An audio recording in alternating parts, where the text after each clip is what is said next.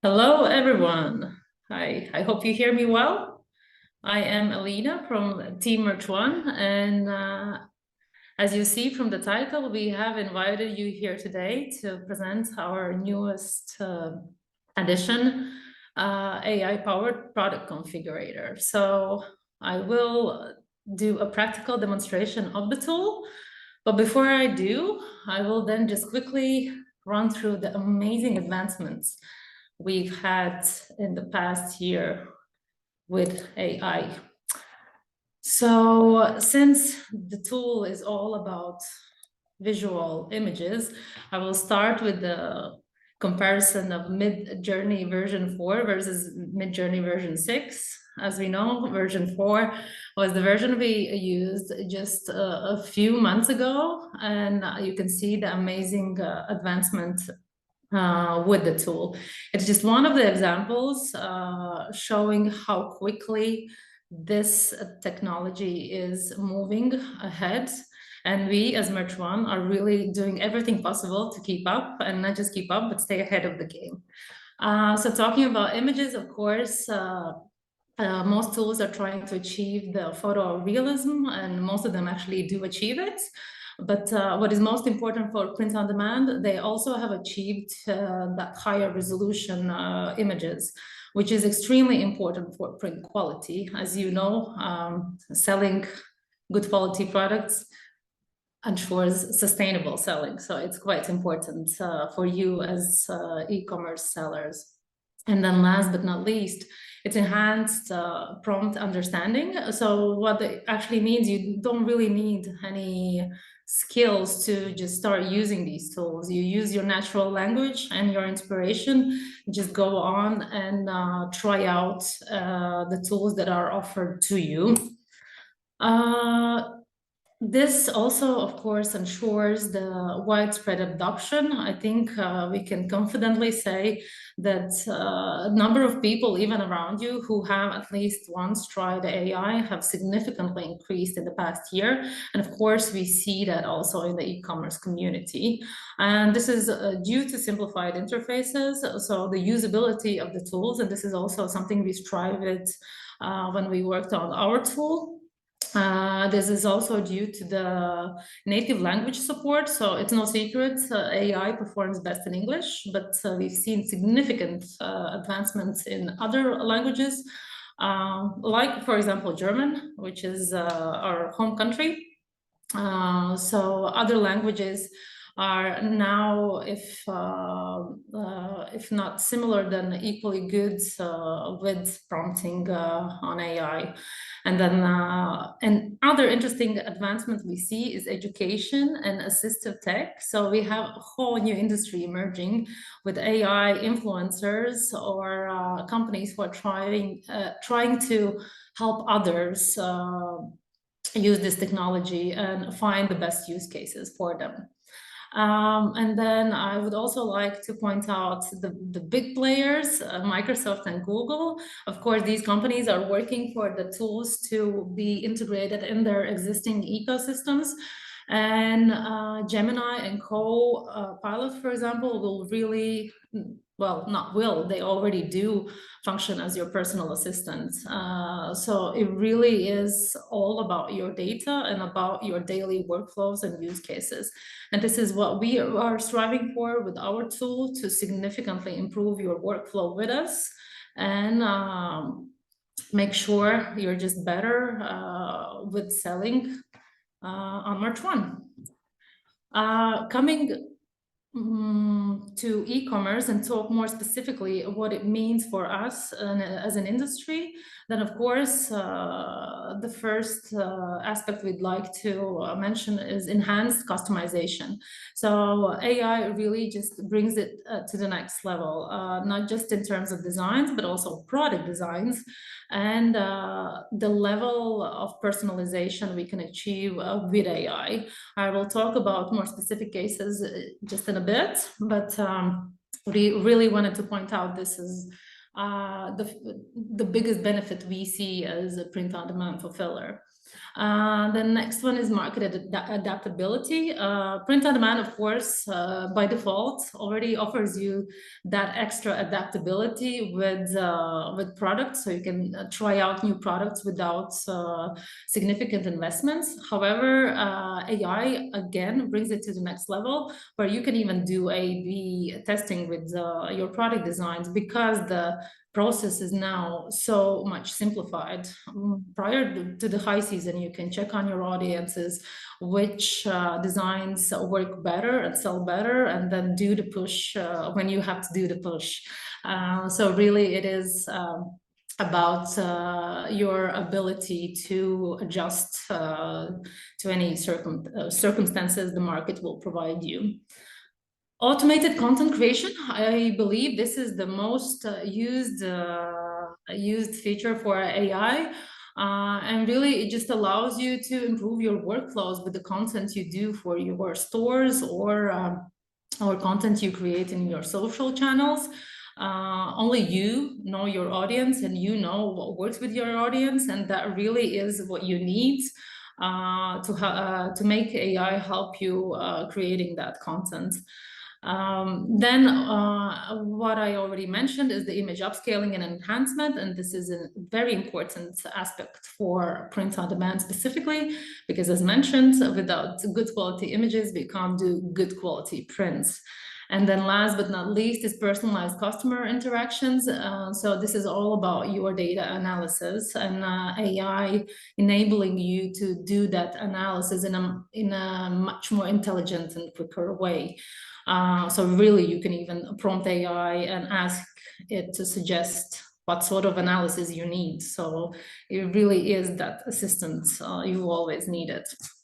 Coming to Merch One, as I said at the beginning, we are striving to be that tech-driven print-on-demand fulfiller, and I would go as far as to say that we are really doing great in this, because just on a company level, we've introduced AI everywhere we can to improve our workflows and become more efficient. We do that to analyze ourselves, and to understand and identify areas where we can improve, and of course improve certain processes like IT and development, and make us just that bit faster. And then, of course, the tool I will discuss today, the AI-powered Configurator. Why we believe this tool will be useful for you? Because, of course, a lot of you already have predefined designs, but our tool actually enables you to play around with these designs, because it has the layer management option. You can then add the designs on top of AI-generated elements. I will show you in a bit what I mean by that. But it, by its essence, provides you that flexibility to really just play around and see what works. One more thing I want to mention before I enter the practical session here is the principle of scarcity. Why it's important here? Because I think all of you have noticed that if the design is not personalized, and here I mean AI design, it's quite obvious that it is done by AI, because sometimes it tends to be very exaggerated, or it lacks in quality, or any other aspect, but very often it is quite obvious that AI has worked on it. So why it's important? Because of the perceived value. People are eager to pay more if they perceive something more valuable, and that is closely linked to the availability of a certain thing. So while the designs generated by AI are unique, still they are very available. So if you personalize them to the next level, then they become that scarce, unique design, which has a higher perceived value, allowing you to sell them for a higher margin. So this is why we truly encourage you to use the combined approach, letting AI adjust the designs to the specific needs you have, but then always keep your personal concept in mind and work around that. Okay, I'm moving to the practical session, and before I show you the design process, just to point out how you can access the AI configurator if you have not done so already. There are two options. Either you log into Merge One and go to any product page on catalog and just start adding the product, or you go through your store, which you can find on the sidebar, and start adding a product there. Once you do, you actually start designing. I will show you now a pre-recorded workflow and comments on top of it. So here I picked the first version of entering the design process through the catalog. And I will go for Canvas because it is one of our nicest products. And then I picked the 4cm one, which is just a beautiful product there. For canvases, we always start with canvas border design, which is quite important because the product is three-dimensional. It's important how you see the edges. We will go with the folded one because it's the most popular one and also my personal favorite. And here I am in the configurator. As you see, it has the layer concept, which is very familiar to those who work with tools like Photoshop. It does provide you that flexibility to work on separate elements of the design. So I will start with prompting a background for my image. As mentioned, the interface is really quite intuitive and similar to the AI art models out there. You just use natural language, write your prompt or the inspiration you have, and you can even use some predefined filters we have added there. We've added the most popular ones, but you're more than welcome to suggest if you feel any are missing there. So I get four images, and I can pick any of them, or I can regenerate if I'm not happy with the result. So I'm adding one of the patterns, and here I can adjust it to the print area. I can either use optimized options of fit to screen or fill screen. They will differ in their extent. And then I will go on and add right away the other layer I want on the image, and that's my labradoodle. This is the image I already had, so I just add it on top of it. I want to place it manually and then start working on customizing each layer. So customization tool is really replicating the same logic most photo editors have. So you can either select a filter. So we have, again, most popular ones out there. You can play around and see if any of them work. If not, you go into the settings and really just do adjustments manually. And here you really just play around. This is my suggestion because you might have certain settings in mind, but you never know. You might find something better working for the design. My goal here is to make the background visually less noisy to allow my labradoodle to stand out on that background. So I can achieve that with various options, but my favorite one is actually vignette, which kind of delivers that spotlight effect. I add it, and then I make sure it's on the background. My labradoodle comes back to the front. And I can further customize the image of the dog as well and make sure it is bright enough to stand out on that background. Again, I can either use the filters on the image. It's very handy if you just want to make it, for example, black and white, or I go to the manual option and use the various features to adjust the image. Here, I just want to make it that bit lighter and make sure it really does not blend with the background and stands out. Adjusting the temperature slightly and clarity to make sure it's sharp enough. And once I'm done, I save the changes, and there I am. I can check the preview, You can check preview at any time of the design process to see how the image would look in the environment. The mockups are extremely neutral to make sure we kind of don't lean any way. And you can always, of course, take the product visual. I will stop it here just to stop explaining. You can always take the product visual and add it on your own personal mockups. So here I move on to the next feature. Oh, no, I jumped back to the beginning of the recording. Sorry about that. Here. So a lovely next feature we have is you can use the design you've already prepared on different variants of the product. So I will pick the biggest canvas we have and adjust the design for this size. What is important here, as you see, I unlinked the two variants because if they stay linked, the changes you will do on one will automatically apply to other variants. And here I don't want it because the canvases are so different in size. I want to adjust the proportions of elements manually.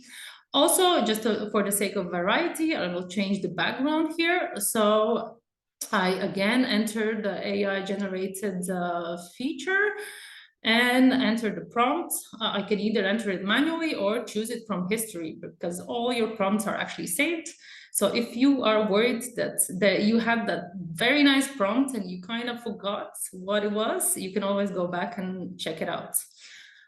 So I pick a new image, I put it in the background and I adjust the background. Again, either with automized feature or do it manually. And here an important aspect is always pay attention to the quality indicator and I want it to stay green, indicating high quality. If I go too crazy on zoom, it will indicate that the quality is affected, as you see here, medium quality. And that, of course, affects the print quality. So always pay attention to this indicator. You always actually want to keep it green just to stay on the safe side. I go back to my Labradoodle. I will go big here and just really make the portrait stand out and make it look right into your eyes. So I place it manually. I can further use the automized alignment buttons, or I can just really move it manually because the image is so big, it makes more sense now. And once I'm done, I check the preview again. I see that it looks really quite nice. I'm done with the image. I can check the last flips, which way I want the Labradoodle to look at, and I create the product. Once I confirm it, I will enter the product description mode. And this is where it really is up to you, how you add the title to the product and what kind of description you add. So really it depends on the style and tone of your store. We always suggest to add some technical details on the product if there are any maintenance instructions and things you would like your audience to keep in mind when ordering this product. An important feature here are tags, which are very important and useful for Shopify sellers, because then you can use them to filter the product and apply bulk changes, for example, discount on all dog motifs.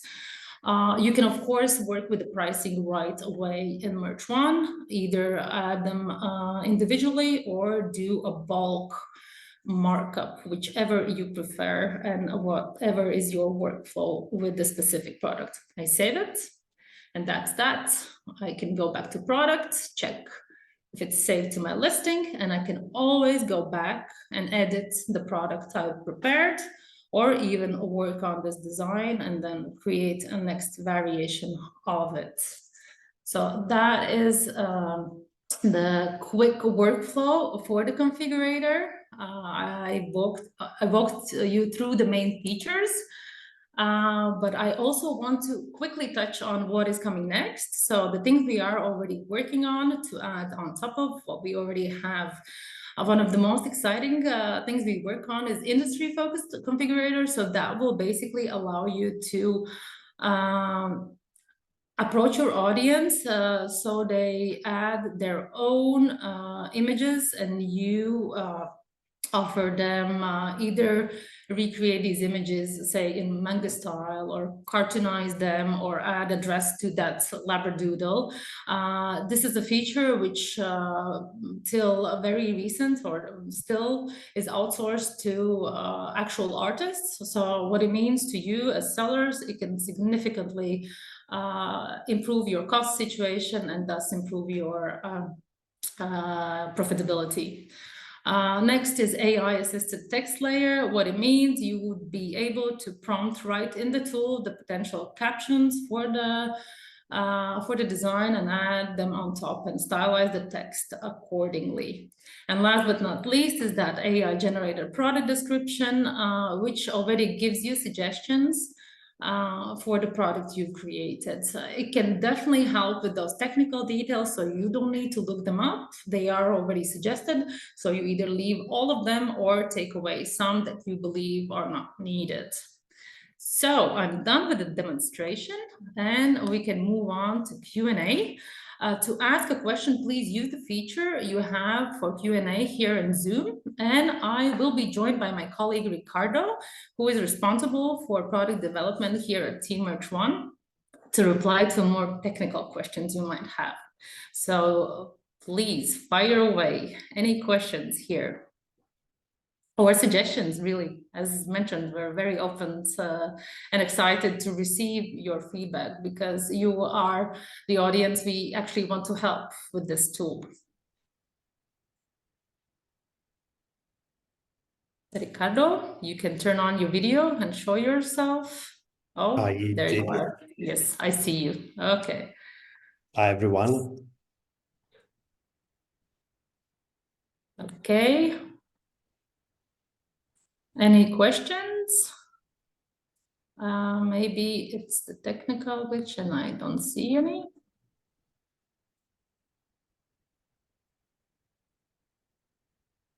Okay, then Ricardo, while maybe the audience gets over the shyness, I will ask a question to you. So the thing I did not show in the practical demonstration, but maybe you can comment on, is whether there's a possibility to work with the border design for canvases. Say, I don't want the design to fold, but do a different kind of design on the edges. Yeah, sure. So there is a sort of workaround for it. So as for your example, you can select a folded canvas.